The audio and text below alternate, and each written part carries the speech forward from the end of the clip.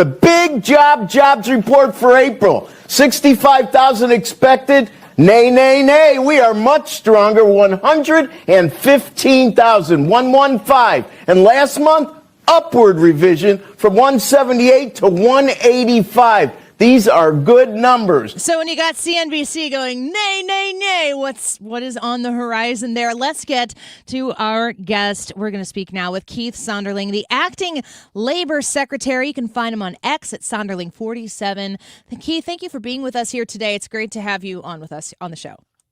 Thank you for having me, and I also enjoy listening to that CNBC clip on repeat, because that was pure enthusiasm for the president's economic policies and labor policies, and you can't get much of a better endorsement than that. You know, I've watched and I've sat here and covered the first Trump term and then, of course, the Biden years and now back to this. And when I see jobs numbers and I see hype in the news, you got to dig a little bit deeper because who's doing the hyping on what?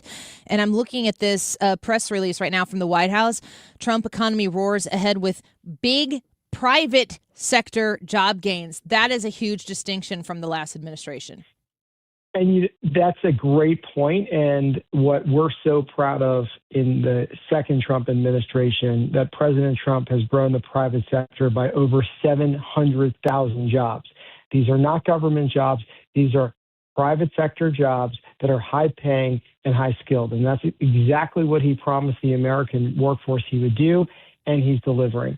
And the other point on this, too, to what you just said about the Biden administration and Democrat administration using federal government hiring to bolster the job numbers and not private sector, federal government employment is at its lowest level since 1966. Woo! And that equals a savings of $48 billion in payroll to the taxpayer. So this was a very important part of the president's economic agenda to get those jobs into the private sector. And the most fascinating point about this is even with all those job cuts within the federal government, we are being more productive and more efficient than ever, delivering for American workers and businesses daily, more than ever before. We're speaking with acting Labor Secretary Keith Sonderling. You might have answered to this to an extent already, but I am curious about it because I think that this is the economics of how an administration can come in and make potentially generational impact on how the basic systems of our country function.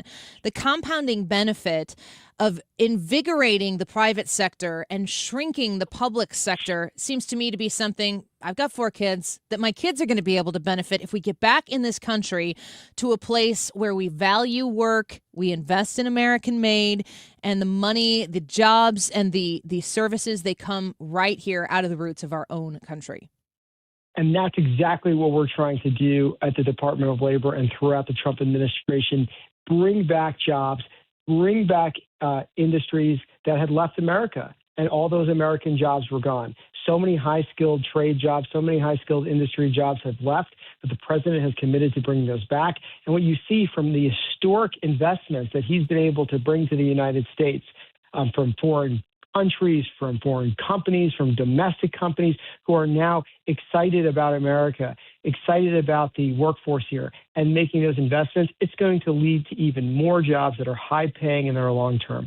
Just this week, to the point you just made, Eli Lilly announced an additional $4.5 billion across Indiana for manufacturing sites. General Motors is investing $830 million across Michigan and Ohio, areas where jobs had left, and now the president is bringing them back. But the most important thing for us at the U.S. Department of Labor is, as the president creates these jobs, is to deliver the skilled and trained American workers.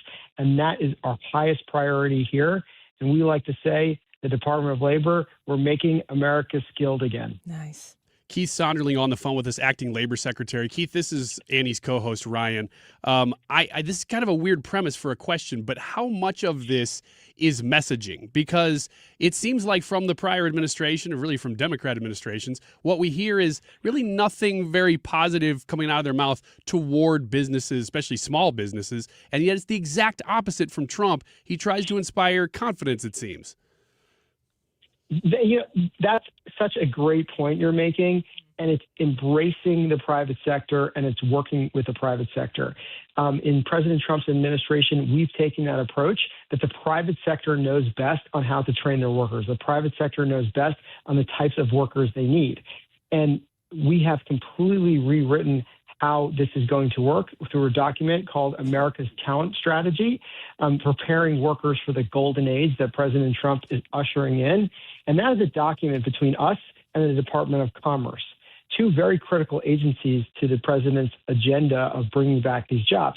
And what it says is that industry should be leading on workforce curriculum. Industry should be leading on education because they know the exact skills. No longer are we going to rely on the education system and the academic areas that has failed a generation of workforce, not just with straddling them with debt, but if for a lot of people entering the workforce who've gone to traditional colleges, there's such a skill mismatch that a lot of times you only have 35% of the skills you need for that job. Well, why not actually break those silos down and talk to industry, talk to employers who are doing that hiring, and then them tell us the skills, and then we can backtrack that into our community colleges, into our high schools to make sure that there is a high-skilled workforce ready to take these jobs.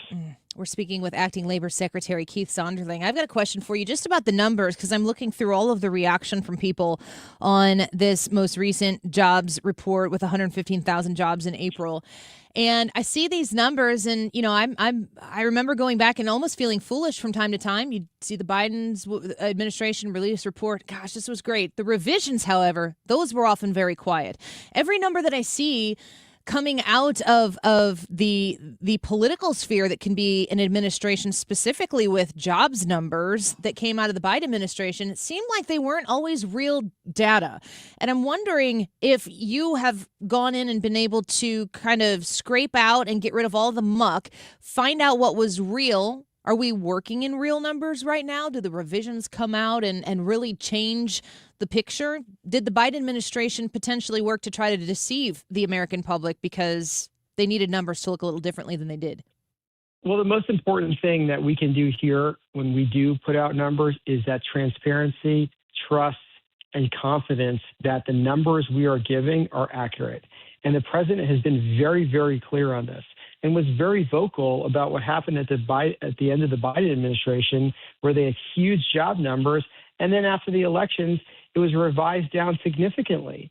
And that does not allow workers, the public, the financial markets, the trust in that these numbers are accurate if any type of political games are being played with them. So under President Trump's leadership, we are restoring that faith and confidence in the Bureau of Labor Statistics. We have an incredible nominee that will lead this agency. He's going through the Senate confirmation process, and he's a true labor economist.